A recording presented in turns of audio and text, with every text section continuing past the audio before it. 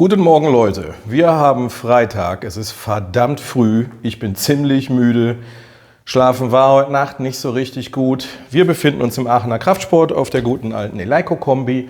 Heute wird gedrückt in der Variante Long Pause und ansonsten schauen wir mal in die Trainingsvideos der letzten Woche rein.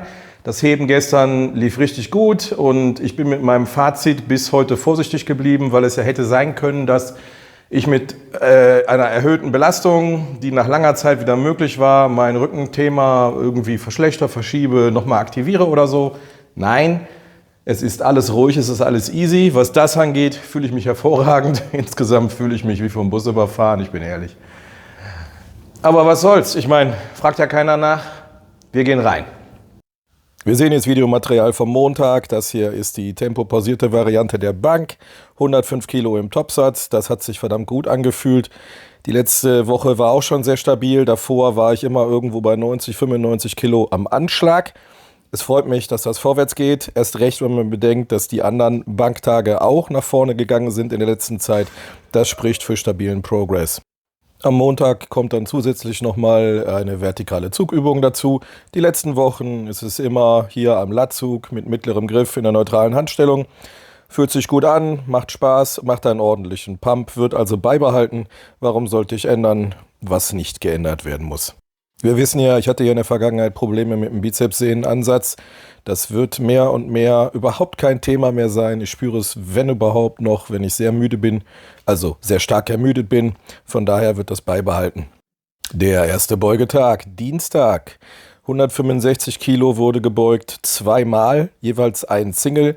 Das ist eine Belastung, die habe ich Monate nicht mehr machen können. Es hat mich wirklich sehr gefreut und unglaublichen Schub nach vorne gegeben, dass ich dazu in der Lage war. Ansonsten im Vorfeld wurden 145 Kilo für einen Sechser und den Backoff auch geschoben. Das ist ganz stabil. Das ist bezugnehmend auf das letzte Trainingsjahr für meine aktuelle Gewichtsklasse eine super Ausgangsbasis für die nächste Zeit.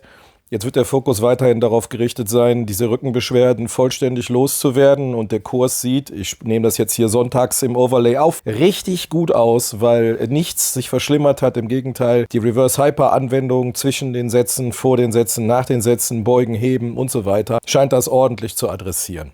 Der Beinstrecker, meine Lieblingsübung nach der Beuge. Hier an diesem Tag wird er immer bilateral ausgeführt. Und schön die Quads ausgewrungen, weil die Beuge diese nicht ausbelastet.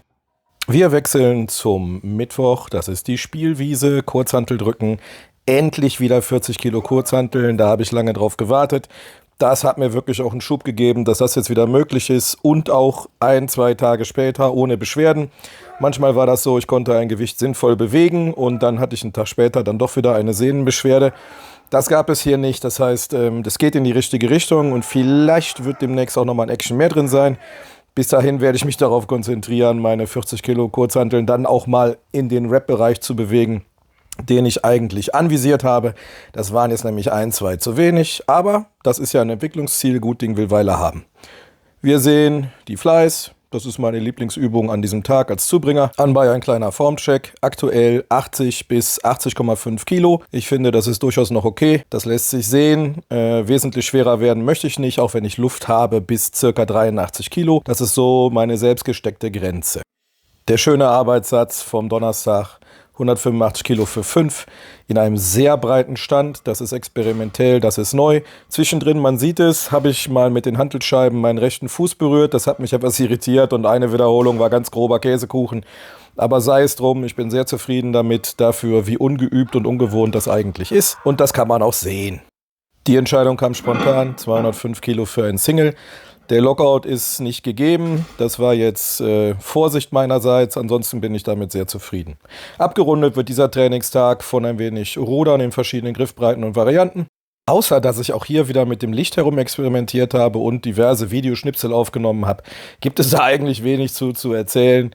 Und nach dem Videoschnipselausflug einmal durch die ganze Trainingswoche landen wir wieder am Freitag, jetzt hier wieder die Long Pause Bench Variante in der Kadenz 0-3-0, auch wenn ich jetzt mehrfach den Kommentar bekommen habe, ey, deine Dreierpause ist keine Dreierpause. Ihr könnt es mir glauben, ihr könnt es lassen, ich zähle im Kopf bis 3 und bei 4 wird gepresst. Dass das jetzt keine 3 Sekunden sind, es ist geschenkt. Ich bin zufrieden mit dieser Last. Ich hatte gehofft, es geht ein wenig mehr, aber wenn 2 Tage nacheinander in Bankvarianten schwer gedrückt wird, dann hätte es mich gewundert, wenn am 3. Tag jetzt auch noch besondere Leistungen möglich wären. Die 100 waren jetzt schon ordentlich anstrengend. Das wundert mich nach der Woche nicht, ganz ehrlich. Montag wurde ordentlich geballert, am Mittwoch wurde ordentlich geballert. Dass das jetzt nicht am Freitag ein Freudenfest wird, war mir schon klar. Aber das Ergebnis war trotzdem solide. Jetzt geht's ins Backoff. Das Backoff ist bei mir in dieser Variante immer ein ungefähr 10%iger Sprung, außer ich bin besonders ermüdet. 10% von 100 Kilo ist easy, dann landen wir bei 90 Kilo. Das lief auch sehr solide. Der Wiederholungsbereich ist um 1 erhöht, das heißt, wir machen 5. Und von da aus gibt es dann nochmal, je nachdem wie man sich fühlt, 10 bis 13% Load Drop für das Backoff vom Backoff. Das sehen wir jetzt im Anschluss. Das wird dann halt ein 80 Kilo Satz. Früher habe ich den zweiten Load Drop deutlich geringer gehalten. Es hat sich aber gezeigt im Laufe der Zeit, dass ich da sehr gut drauf reagiere. Ich habe das abhängig gemacht, jeweils immer in jeder Einheit autoregulativ vom aktuellen Ermüdungsstand. Also wenn ich hier nur 5% mache in den Wochen 1, 2, 3 oder so, dann ist das völlig normal. Jetzt aktuell in meinem Zustand musste ich halt einen größeren Sprung machen, weil alles ziemlich durch war von dem, was ich diese Woche geleistet habe. Von hier aus geht es jetzt direkt in die kleinen Assistenzen und Isolationsübungen. Allen voran die Curls. Von den Curls mache ich aktuell nur eine einzige Variante. Die können wir sehen. Das sind Spider-Curls auf der Schrägbank. Warum? Mit meinem erwähnten Sehnenproblem am Bizepssehnenansatz ist das eine Variante, die mir tatsächlich gut tut und hilft und dauerhaft dafür gesorgt hat, dass dieses Thema stetig kleiner und kleiner geworden ist. Deswegen probiere ich aktuell nicht viel herum, sondern spamme halt Spider-Curls. Und wenn es 6 Sätze sind, dann sind es halt 6 Sätze mit geringen Lasten. Ansonsten wird das gerne ergänzt von Katana, Trizepsstrecken und gerne im Wechsel. Das heißt 3 Sätze das eine, 3 Sätze das andere mit Trizepsstrecken klassisch am Seil. Ich habe da eine Menge herumprobiert. Die beiden Übungen taugen mir am meisten und damit ist es dann auch gut für mich. Und wir landen am letzten Trainingstag für diese Woche am Samstag im Safety Squat Bar Beugen Tempo pausiert. Ich habe bei derselben Arbeitslast jeden der 3 Arbeitssätze einfach um eine Rep erhöht. Das macht mir zwar ganz schön Druck im Schädel, weil das Valsalva-Manöver über diesen 3-Count in der Abwärtsbewegung und die Pause unten mein kardiovaskuläres System schon ziemlich herausfordert, das muss ich ganz ehrlich sagen. Aber ich bin damit dazu in der Lage, etwas mehr Volumen reinzubekommen bei gleicher Last aufs System. Ich glaube, man hört es im Hintergrund ein wenig. Diese Übung schlaucht mich ordentlich, ohne mich kaputt zu machen. Ich finde das auch für die Bänder und für die passiven Strukturen generell eine geile Übung, weil da halt nicht wirklich viel Gewicht genommen werden muss, um sich ziemlich aus dem Fenster zu schmeißen.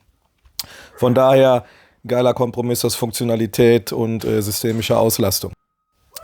Abgerundet wird der Spaß-Samstag jetzt von unilateralen Beinstrecker.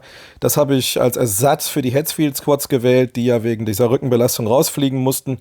Ich glaube, ich werde sie an einem anderen Zeitpunkt in diesem Jahr nochmal einsetzen und durchtesten. Ich konnte sie nicht so wirklich ausreizen.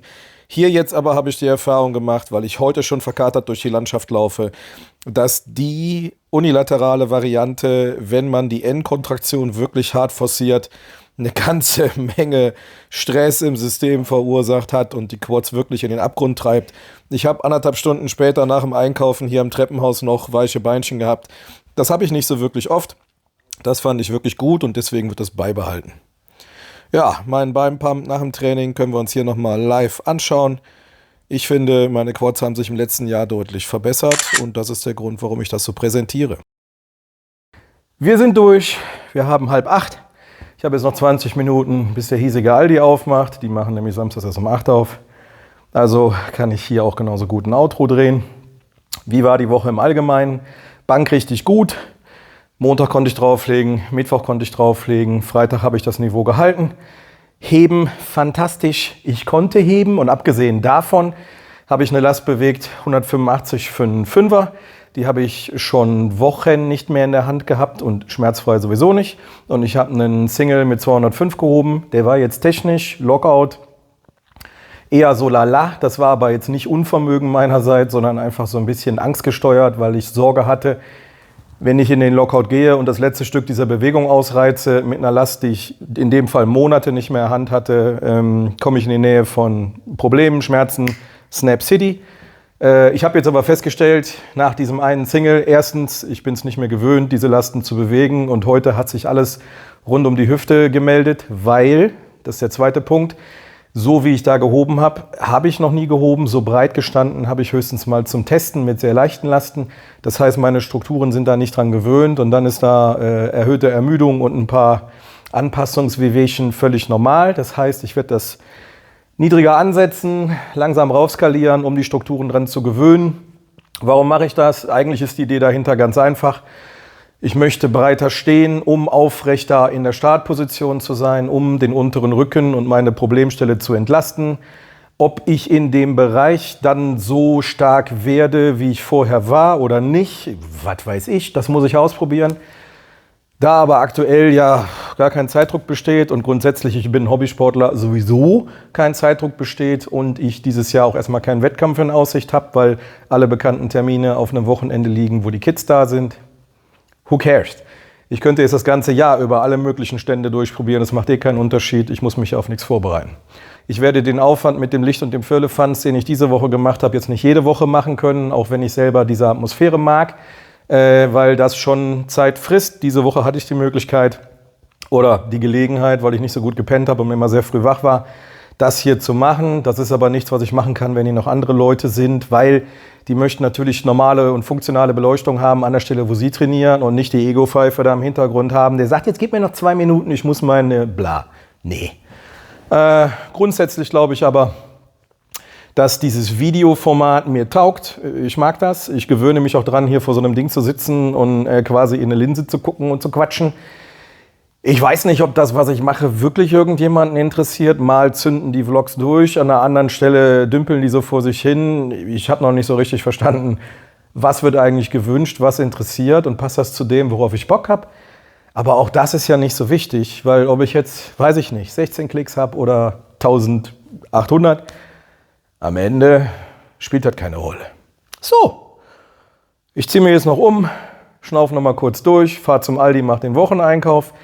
Ich hoffe, ihr wart angemessen unterhalten. Ach so, Plank. Ein Wort dazu noch.